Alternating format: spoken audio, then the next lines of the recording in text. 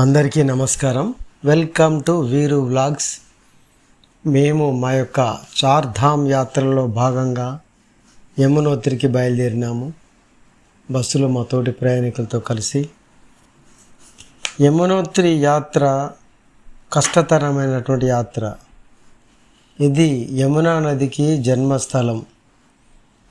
ఇది సముద్ర మట్టానికి 10,400 అడుగుల ఎత్తులో, అనగా సుమారు 3,293 మీటర్ల ఎత్తులో ఉన్నది. చిందర్ పూంచ్ పర్వతం పైన ఉన్నది యమునోత్రి. ఇండియా చైనా సరిహద్దులలో సముద్ర మట్టానికి 4,421 మీటర్ల ఎత్తులో చంపసర్ గ్లేసియర్ నుండి ఉద్భవించి ఉండొచ్చని భౌగోళిక శాస్త్రవేత్తలు చెప్తుంటారు. ఈ గ్లేసియర్ యమునోత్రి నుండి ఉంటుంది.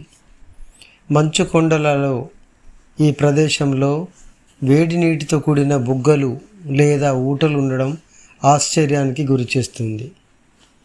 రిషికేశ్ నుండి యమునోత్రి దాదాపు 200 కిలోమీటర్ల దూరంలో ఉన్నది. డెహ్రాడూన్ నుండి అయితే 175 కిలోమీటర్ల దూరంలో ఉంటుంది. హైదరాబాద్లోని రాజీవ్ గాంధీ ఇంటర్నేషనల్ ఎయిర్పోర్ట్ నుండి డెహ్రాడూన్లోని జాలీ గ్రాంట్ ఎయిర్పోర్టుకు విమాన సౌకర్యం కలదు. చార్ధామ్ యాత్రలు చేయాలనుకునే వారు తప్పకుండా స్వెటర్, గ్లౌజులు, సాక్స్, షూస్, రెయిన్ కోట్ లేదా గొడుగు, తలకు సంబంధించినవి తప్పనిసరిగా ఉంచుకోవాలి వెంబడి. దారి వెంట తినడానికి snacks, dry fruits, water bottle లాంటివి తప్పకుండా వెంట తీసుకెళ్ళాలి. మనము నివసించే ప్రాంతానికి, చార్ధామ్ యాత్ర ప్రదేశాలకు వాతావరణ మార్పులు చాలా భిన్నంగా ఉంటాయి. బీపీ, షుగర్ ఉన్నవారు తగిన మాత్రలను వెంటబెట్టుకొని తీసుకెళ్ళడం మంచిది. మిగతా వారు కూడా అక్కడ వాతావరణాన్ని బట్టి డాక్టర్ గారి సలహాతో fever, body pains, cold, cough లాంటి వాటికి తగిన మాత్రలను తీసుకెళ్ళాలి. యాత్రకు వెళ్ళేవారు 2 నెలల ముందు నుండే వాకింగ్, జాగింగ్, బ్రిస్క్ వాకింగ్ లాంటివి అలవాటు చేసుకుంటే శారీరకంగా ఎక్కువగా అలసిపోకుండా ఉండే అవకాశం చాలా ఎక్కువగా ఉంటుంది. ఈ యాత్ర ప్రదేశాలలో ప్యాకేజ్డ్ వాటర్ బాటిల్ లేదా కాచి వడబోసిన నీటిని మాత్రమే తీసుకోవాలి. ఫోన్లు, కెమెరాలకు ఎక్స్ట్రా బ్యాటరీ బ్యాకప్లను తీసుకెళ్తే మంచిది. బార్కోట్ నుండి 32 కిలోమీటర్లు ప్రయాణించి బస్ పాయింట్ వద్దకు చేరుకొని అక్కడి నుండి దాదాపు 8 కిలోమీటర్లు ట్రెక్కింగ్ చేయాల్సి ఉంటుంది. ఈ ట్రెక్కింగ్లో కాలినడకన లేదా గుర్రం, డోలీ లేదా పిట్టులో వెళ్ళాల్సి ఉంటుంది. శారీరకంగా బలంగా ఉన్నవారు, దేహదారుఢ్యం కలవారు, యుక్త వయసులో ఉన్నవారు యమునోత్రికి ట్రెక్కింగ్ ద్వారా వెళ్ళవచ్చు. అదే వయసులో పెద్దవారు, కాస్త ఆరోగ్యం బాగలేని వారు, పెద్ద వయసు వారు, ఇలాంటి వారు డోలీ లేదా గుర్రం, పిట్టు లాంటి వాటి సహాయంతో యమునోత్రికి చేరుకోవచ్చు. యమునోత్రి అనే దారి నిలువుగా ఉంటుంది. కాస్త కష్టతరమైన యాత్రనే ఇది. అందుకని ఇలాంటి సౌకర్యాలను మనం ఉపయోగించుకోవాలి. యమునోత్రికి హెలికాప్టర్ సౌకర్యం లేదు. యమునోత్రి దర్శనం తర్వాత తిరిగి బార్కోట్కు చేరుకొని అక్కడే స్టే చేయాల్సి ఉంటుంది. బార్కోట్ నుండి 82 కిలోమీటర్ల దూరంలో ఉన్న ఉత్తరకాశీకి చేరుకోవాలి. మేము 2025 సంవత్సరం మే నెలలో ఈ యొక్క యాత్రకు బయలుదేరినాము. 2025 సంవత్సరంలో ఏప్రిల్ 30వ తేదీ నుండి యమునోత్రి ఆలయానికి దర్శనానికి అనుమతిస్తున్నారు. ఉత్తరాఖండ్ రాష్ట్రంలోని యమునా నది జన్మించిన స్థలమే యమునాదేవి ఆలయం ఉన్నది. ఈ ఆలయానికి వెళ్ళాలంటే జానకి చెట్టి, హనుమాన్ చెట్టి వరకు వ్యానులు, బొలెరోలలో వెళ్ళి అక్కడి నుండి 12 కిలోమీటర్లు కాలినడకన డోలీలపైన బుట్టలు లేదా గుర్రాల మీద యమునోత్రికి చేరుకోవచ్చు. అసలైన ట్రెక్కింగ్ మాత్రం 8 కిలోమీటర్లు మాత్రమే ఉంటుంది. నడక దారిలో ఒక్కొక్క చోట 10 అడుగుల వెడల్పు మాత్రమే ఉంటుంది. ఒకవైపు 1000 అడుగుల ఎత్తులో పర్వత ప్రాంతాలు, మరొక వైపు దాదాపు 1000 నుండి 1500 అడుగుల లోతులో లోయ ప్రాంతాలు. ఈ ప్రాంతాల నడుమ ప్రవహించే యమునమ్మ నదీమ తల్లి అందాలను కనులారా చూడాల్సిందే తప్ప వర్ణించడానికి వీలు కాదు. గుడి ముందు ఉన్నటువంటి వేడినీటి గుండంలో యాత్రికులు స్నానం చేసి యమునాదేవిని దర్శించుకుంటారు. ఇక్కడ గర్భగుడిలో యమునాదేవితో పాటు సరస్వతీదేవి, గంగాదేవిల మూర్తులు కూడా దర్శనమిస్తారు. యమునోత్రి రిషికేశ్ ఉత్తర భాగం నుండి 301 కిలోమీటర్ల దూరంలోను, అదే గౌరీకుండ్ నుండి 233 కిలోమీటర్ల దూరంలోనూ ఉంటుంది. యమునోత్రి ఉత్తరాఖండ్ రాష్ట్రంలోని బందర్ పూంచ్ పర్వతం పైన ఉన్నది. 8 కిలోమీటర్ల దారి ఎత్తుగా మెట్ల మార్గంగా ఉంటుంది. కర్రల సహాయం తప్పనిసరి. మేము బయలుదేరడానికి ఇక్కడ యమునోత్రి యాత్ర బయలుదేరడానికి పార్కింగ్ ప్లేస్లో బస్సును ఉంచేసి అందరము అన్ని రకాల వస్త్రాలు రెడీ చేసుకుని ట్రెక్కింగ్ షూస్తోని కర్రలతోని రెడీగా ఉన్నాం. ఇక్కడ నుండి 12 కిలోమీటర్లు వెళ్ళాల్సి ఉంటుంది. 4 కిలోమీటర్లు సాధారణమైన కాస్త కష్టమైన దారి, తర్వాత 8 కిలోమీటర్లు మాత్రం కంపల్సరీగా ట్రెక్కింగ్ చేయాల్సి ఉంటుంది. సాధ్యం కాని వారు వీలు కాని వారు మాత్రమే గుర్రాలు, డోలీలు, పెట్టుల ద్వారా వెళ్తుంటారు. ఇక్కడ మా బస్సులో వచ్చినటువంటి గ్రూప్ సభ్యులందరూ కూడా అందరం రెడీగా ఉన్నాము. వారి యొక్క సంసిద్ధతను తెలియజేస్తూ ట్రెక్కింగ్ వెళ్ళడానికి అందరూ కూడా సిగ్నల్ ఇస్తున్నారు. చార్ధామ్ యాత్ర ఎటు చూసినా పచ్చదనం, పర్వతాలు, కొండలు చూస్తున్నారు కదా ఎలా ఉన్నదో వాతావరణం, చల్లటి వాతావరణం. ఎప్పుడు ఎండ పడుతుందో తెలియదు, ఎప్పుడు మేఘాలు కమ్ముతాయో తెలియదు, ఎప్పుడు వర్షం పడుతుందో కూడా తెలియదు. అందుకోసమని రెయిన్ కోట్ తప్పనిసరిగా వెంట ఉంచుకోవాల్సి ఉంటుంది. ఇక్కడ నుండి దాదాపు చూస్తున్నారు కదా మంచు కొండలు పర్వతాల పైన మంచు ఎలా పేరుకొని ఉంటుందో. 6 నెలలు దేవతలచే, 6 నెలలు మానవులచే పూజలు అందుకున్నటువంటి ఈ యొక్క దేవభూమి ఉత్తరాఖండ్ను పిలుస్తుంటారు. ఇక్కడ నుండి బయలుదేరాము. ఇప్పుడే 4 కిలోమీటర్లు నడిచి వెళ్ళాల్సి ఉంటుంది. మా శ్రీమతి గారు ట్రెక్కింగ్ వెళ్తే చెప్తున్నారు. వీరు బ్లాగ్స్ వీరస్వామి నేను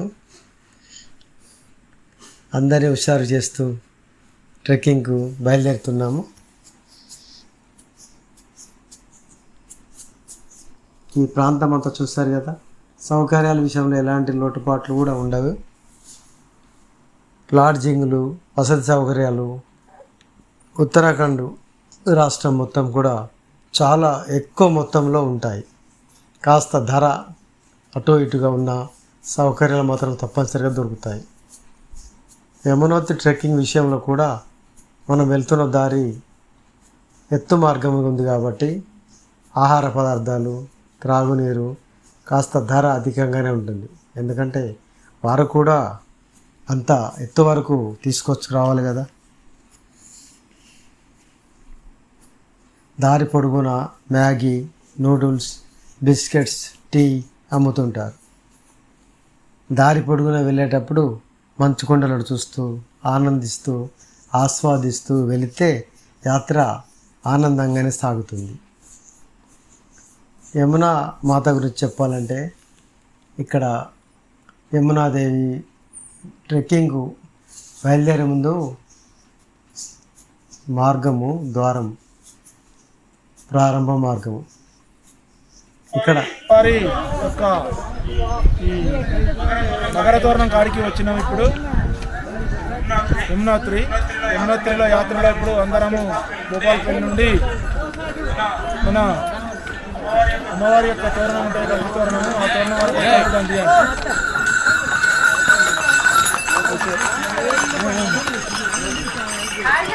చెప్పండి.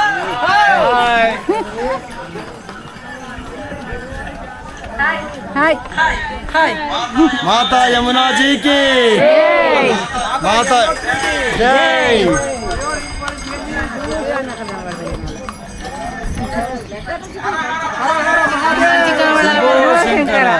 హర హర మహాదేవ్. శంకర.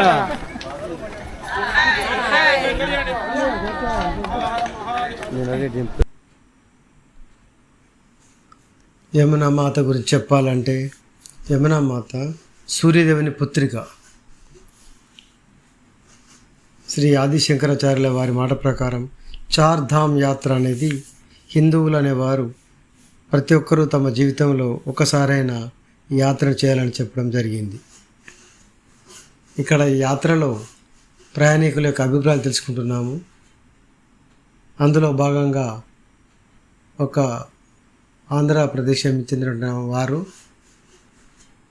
డోలీలో వచ్చారు. వారి యొక్క అభిప్రాయాలు చెప్తున్నారు. విందామా మరి?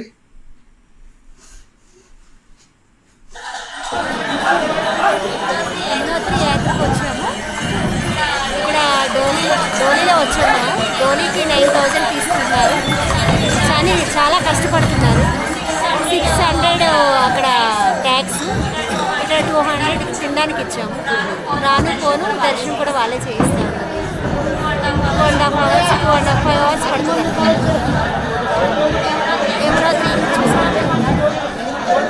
యమునోత్రి హిమాలయ పర్వతాలలోని కాలింది పర్వతంలోనే యమునా నది పుట్టిన స్థలం. యమునా నది దాదాపు 1370 కిలోమీటర్ల దూరం ప్రవహిస్తుంది. గంగా నదికి అతిపెద్ద ఉపనది కూడా ఈ యమునా నది.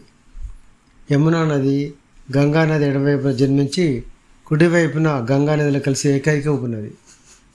ఇక్కడ ముంబై నుంచి వచ్చినటువంటి దంపతులు వారి యొక్క అభిప్రాయాలు చెప్తున్నారు. విందామా? We came to Bombay, came from Bombay the other day, and from Hyderabad we started the trekking to Gangotri, Yamnoti and Chardham Yatra. So this is our second day, and we started morning 9 o'clock, and it's really beautiful weather here, and we're looking forward for having a divine darshan of Yamnoti Mata and have a holy day also if possible. Let's see. Wish all the luck to all the pilgrims. భారతదేశంలోని నదులలో యమున నది ప్రముఖమైనది మరియు అతి పవిత్రమైనది. ఢిల్లీ, హర్యానా, ఉత్తరప్రదేశ్ రాష్ట్రాల గుండా ప్రవహించి అలహాబాద్ వద్ద గంగా నదిలో కలుస్తుంది. ఇక్కడ ప్రతి సంవత్సరం నిర్వహించే మహామేళా మరియు 12 సంవత్సరాలకు ఒకసారి నిర్వహించే కుంభమేళాకు విశేషంగా భక్తులు అధిక సంఖ్యలో హాజరవుతుంటారు. ఈ యాత్ర మే, జూన్ మరియు సెప్టెంబర్, అక్టోబర్ నెలలో చేస్తే సౌకర్యంగా ఎలాంటి ఇబ్బంది లేకుండా ఉంటుంది. జూలై, ఆగస్టులలో వర్షాల వలన ఇబ్బంది పడే అవకాశాలు ఎక్కువగా ఉంటాయి. యమునా నది జన్మ రహస్యం మరియు పురాణ కథనం ఏమనగా, సూర్యుని భార్య అయిన సంధ్యాదేవికి 3 సంతానం. వారు యముడు, శని, యమున. సంధ్యాదేవి సూర్యుని తాపానికి ఓర్వలేక ఛాయను తన స్థానంలో ఉంచి తపస్సు చేసుకోవడానికే వెళుతుంది. సంధ్యాదేవి సంతానం పట్ల ఛాయాదేవి అశ్రద్ధగా ఉంటుంది. అలా ఒకరోజు ఛాయాదేవి తన సంతానానికి ఆహారం ఇచ్చి సంధ్యాదేవి సంతానానికి ఆహారం ఇవ్వడానికి నిరాకరిస్తుంది. దీనితో శని కోపించి ఛాయాదేవిని కాలితో తంతాడు. ఛాయాదేవి కోపంతో శనిదేవుణ్ణి కుంటివాడి వైపు అని శపించడం జరిగింది. ఇది గమనించిన సూర్య భగవానుడు తల్లిని ఎందుకు తన్నినావని కారణం అడగగా శనిదేవుడు జరిగింది చెప్పాడు. శనిదేవుడు చెప్పింది విని సందేహంతో, కన్న తల్లివైతే నువ్వు ఎందుకు ఇలా చేస్తావని నీవెవరో చెప్పమని సూర్యభగవానుడు అడగగా తను సంధ్యను కానని తనచే నియమించబడినానని చెప్తుంది. ఇది జరిగిన తర్వాత అక్కడి నుండి శని, యముడు ఇద్దరు వెళ్ళిపోతారు. యముడు శివుడికి సహాయంగా మరణానంతరం పాపులను శిక్షించే నరకాధిపతి అవుతాడు. అన్నదమ్ముల వియోగాన్ని సహించలేక యమునాదేవి కన్నీరు మున్నీరుగా ఏడవడం వల్ల ఆమె కన్నీరు యమున నదిగా ప్రవహించిందని పురాణ కథనం. హరిద్వార్ నుండి యమునోత్రి 226 కిలోమీటర్ల దూరం ఉంటుంది. దీనికి గాను దాదాపు ప్రయాణం 1 రోజు పడుతుంది. హరిద్వార్ నుండి బార్కోట్కు 180 కిలోమీటర్ల దూరంలో ఉంటుంది. అందుకే యమునోత్రికి వెళ్ళేవారు ఇక్కడ కూడా స్టే చేస్తుంటారు. ఈ ప్రయాణంలో స్నాక్స్, తినుబండరాలు తప్పనిసరిగా తీసుకెళ్ళాలి. ఎందుకంటే మనం ఒక ప్రదేశం నుండి ఎప్పుడు బయలుదేరుతామో, ఎక్కడ ఆగుతామో తెలియదు. సమయానికి ఆహారం అవైలబుల్గా ఉండకపోతే ఇబ్బంది పడే అవకాశం ఉంటుంది. డ్రై ఫ్రూట్స్ తీసుకెళ్తే చాలా మంచిది. ఎందుకంటే ఇవి ఎక్కువ ఎనర్జీని ఇచ్చి ఎక్కువసేపు ఆకలి కాకుండా చేస్తాయి. బార్కోట్ నుండి యమునోత్రి ప్రయాణం మొత్తం ఘాట్ రోడ్లోనే ఉంటుంది. ఎగుడు దిగుడుగా ప్రయాణం చేస్తున్నంతసేపు కొంత భయం కలిగించే విధంగా కూడా ఉంటుంది. హరిద్వార్ నుండి హనుమాన్ చెట్టుకి 33 కిలోమీటర్లు, హనుమాన్ చెట్టు నుండి యమునోత్రికి 13 కిలోమీటర్లు ఉంటుంది. ఇక్కడ స్టే చేయడానికి వసతి సౌకర్యాలు తక్కువ. హనుమాన్ చెట్టు నుండి జానకి చెట్టుకి 7 కిలోమీటర్లు. ఇక్కడ వెహికల్స్ పార్కింగ్ చేసుకొని యమునోత్రికి కాలినడకన గుర్రాలు, డోలీలు లేదా పిట్టుల ద్వారా చేరుకోవాలి. గుర్రం పైన ప్రయాణం 2 గంటల సమయం పడుతుంది. కాలినడకన 4 నుండి 5 గంటల సమయం పడుతుంది. యమునోత్రికి ట్రెక్కింగ్ లేదా గుర్రాలపై వెళ్ళేవారు తప్పక వెంట ఉంచుకోవాల్సిన వస్తువులు, మందులు, water bottle, snacks, sweater, dry fruits, rain coat లేదా గొడుగు ఉండాలి. వర్షం పడినప్పుడు ప్రయాణం సాగదు కాబట్టి మరియు జారడానికి అవకాశాలు ఎక్కువ. కాబట్టి ఎంతసేపు అలా ఆగిపోతామో కూడా తెలియదు. గుడి దగ్గర ఫోన్పే, గూగుల్ పేలు దాదాపు యాక్సెప్ట్ చేయరు. అందుకని క్యాష్ వెంబడి ఉంచుకోవాల్సి ఉంటుంది. ఈ ఆలయం మే నెల మొదటి వారం అక్షయ తృతీయ రోజు తెరిచి తిరిగి అక్టోబర్లో దీపావళి తర్వాత వచ్చే యమ ద్వితీయ రోజు ఆలయాన్ని మూసివేస్తారు. ఆలయం మొదట తెహ్రీ గర్హ్వాల్ మహారాజుచే నిర్మితమైందని కథనం. చూస్తున్నారు కదా కొండల పర్వతాలపైన మంచు ఎలా పేరుకుపోయిందో గడ్డగట్టి. ఈ ఆలయం మంచు, వరదల కారణం వలన శిథిలావస్థకు చేరడంతో ఈ ఆలయాన్ని జైపూర్ మహారాణి గారు గులారియా 19వ శతాబ్దంలో పునర్నిర్మించారు. ఈ ఆలయానికి దగ్గరలోని కొన్ని ఆశ్రమాలు ఉంటాయి, కానీ ఉండడానికి అవకాశం తక్కువ. ఇక్కడ స్నానం చేయాలంటే దాదాపు అసాధ్యం, ఎందుకంటే నీరు అంత చల్లగా ఉంటుంది. ఈ ఆలయం యమునా నదికి కుడివైపున ఉంటుంది. ఆలయం దగ్గర పువ్వులు, పసుపు, కుంకుమ చిన్న ఆకుతో చేసిన దోణిలో పెట్టి విక్రయిస్తుంటారు. వీటిని యమునా మాతకు నదికి తీసుకువెళ్ళి సమర్పించిన తర్వాత యమునాదేవికి దర్శనానికి వెళ్ళాల్సి ఉంటుంది. యమునా నది నీటిని తీసుకువెళ్ళాలంటే బాటిల్లో కానీ క్యాన్లు కానీ అమ్ముతుంటారు. కొనుక్కొని తీసుకువెళ్ళచ్చు. ఈ నది పక్కనే ఆలయానికి దగ్గరలో ఒక వేడి నీటి ఊట కూడా ఉంటుంది. దీనినే సూర్యకుండు కూడా అంటారు. ఒక ప్రక్కన యమునా నదిలో అతి శీతలంగా నీరు ప్రవహిస్తూ ఉంటే దానిని ఆనుకుని ఉన్న ఈ ఊటలో వేడి నీరు రావడం ఎంతో ఆశ్చర్యం, అద్భుతం, దైవ మహిమ కాక మరేమిటి మరి. ప్రదక్షిణ చేసిన అనంతరం గర్భాలయంలోని అమ్మవారిని దర్శించుకోవచ్చు. గుడి లోపల ఫోటోలు తీయడం నిషేధం. ఇది చాలా స్ట్రిక్ట్గా ఉంటుంది. మా యొక్క ఛానల్ వ్యూయర్స్ తప్పకుండా ఇది గుర్తుంచుకోవాలి. ఆలయం బయట సూర్యనారాయణమూర్తి విగ్రహం కూడా ఉంటుంది. ఇష్టం ఉన్నవారు గోత్రనామాలతో పూజ చేయించుకోవచ్చు. ఇక్కడ ఒక దివ్యశిల ఉంటుంది. యమునామాత దర్శనం అనంతరం ఇక్కడ సంకల్పం చెప్పించి పూజ చేయించుకుంటారు. ఈ దివ్యశిలని యమశిల అని కూడా పిలుస్తూ ఉంటారు. ఈ ప్రాంతం దర్శించినంతనే జన్మజన్మల పాపాలు తొలగిపోతాయని నమ్ముతారు. దర్శనం అనంతరం తినడానికి గుడికి దగ్గరలోనే హోటల్స్ ఉంటాయి. ఇక్కడ తిన్న తర్వాతనే బయలుదేరడం మంచిది. ఎందుకంటే మనం జానకి చెట్టుకి చేరేంత వరకు ఎలాంటి ఫుడ్ దొరకదు. ఇక్కడ చూడండి ఫ్రెండ్స్, వేడి నీరు ఎలా ప్రవహిస్తుందో. యమునా మాత ఆలయానికి దర్శనానికి వెళ్ళే ముందు మెట్ల మార్గం పక్కనే ఒక పక్క చల్లటి నీళ్ళు, ఒక పక్క వేడి నీళ్ళు. ఎంత వేడిగా ఉన్నాయో చూడండి. పొగలు ఎలా వస్తున్నాయి, అంతా చూడండి ఎంత వేడినో. టెస్ట్ చేశాను, చాలా వేడిగా ఉంది నీరు. ఈ నీటితో స్నానం చేయడం కూడా దాదాపు అసాధ్యం. ఈ నీరంతా ఒక దగ్గరికి గుండంలో చేరుకున్న తర్వాతనే స్నానం చేయడానికి అవకాశం ఉంటుంది. సమయభావం వల్ల ఆ యొక్క గుండాన్ని మీకు చూపించలేకపోతున్నాను, ప్రేక్షకులు గమనించగలరు. ఈ దర్శనానికి పైకి వెళ్తున్నాము మెట్ల మార్గం ద్వారా. ఆ యొక్క ఈ దర్శనానికి యమునాదేవి యమునా మాత దర్శనానికి దాదాపు ఒక 1 అవర్ మాకు దర్శన సమయం పట్టింది. చూస్తున్నారు కదా, ఇక్కడ పూజలు చేసే వారిని ఇక్కడ పండిత్జీలు అంటారు. ఈ ఉత్తరాఖండ్ మొత్తం కూడా అదే విధంగా వ్యవహరిస్తుంటారు. దాదాపు చాలామంది పండిత్జీలు ఉంటుంటారు మనకి ఇక్కడ ప్రతి గుడి దగ్గర కూడా. పెద్ద పెద్ద గుడిల దగ్గర అయితే ఎక్కువ మంది ఉంటారు పూజారులు, పండిత్జీలు. చిన్న గుడి దగ్గర అయితే ఒకరిద్దరు మాత్రమే ఉంటుంటారు. ఇక్కడ ఆలయానికి వచ్చేసాము. ఇదే ఆలయ ప్రాంగణము. చూస్తారు కదా, ఇక్కడ సూర్యకుండ దీన్ని అంటారు. నీరు చూసిన ఎంత మరుగుతుందో, బాయిలింగ్ పాయింట్. ఇక్కడ గుడ్డలో మూటలు కట్టి ఆలుగడ్డలు, బియ్యం కానీ అందులో వేసి అవి ఉడికిపోతుంటాయి. చూడండి ఎంత వేడిగా ఉన్నాయి వాటర్. మనం మరగబెట్టిన నీరు ఎంత వేడి ఉందో అంత వేడి ఉంది.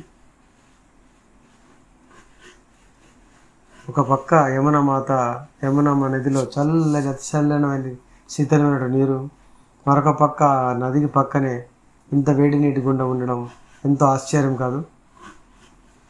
ఇదే ఆలయ ప్రాంగణం. మేమిద్దరము మా యొక్క సతిమణితో